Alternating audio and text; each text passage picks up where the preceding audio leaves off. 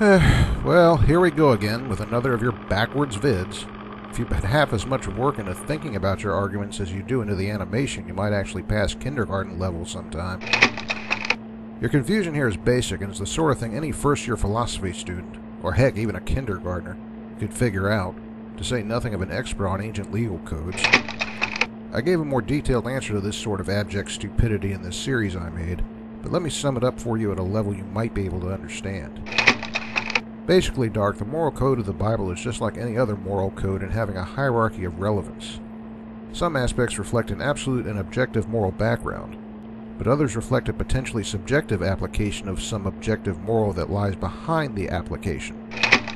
My favorite example is this one concerning the law about roofs having railings. The law itself is subjective to the extent that it's based on the assumption that people lived and worked on their roofs, as they do even today in Middle Eastern countries. But behind that subjective application there lies an objective moral basis, which could be summed up as saying, you do what you should to make sure people don't injure themselves. Now your main focus was on how stoning was used, but that's even more confused on your part since stoning is a penalty, not a moral standard. A penalty can be determined according to the danger posed to society, which is something that can change frequently according to varying social factors. So yeah, the penalty is going to be one of those subjective applications behind which there lies an objective moral. We can yap all day about where to draw the lines on these things, but the bottom line is, you're engaging in one of your typical oversimplifications.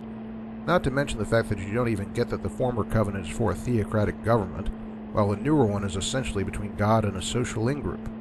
A social in-group by itself wouldn't have the means to impose civil penalties. These are huge differences that you're entirely oblivious to. So when are you going to shape up on the scholarship, huh, Dark?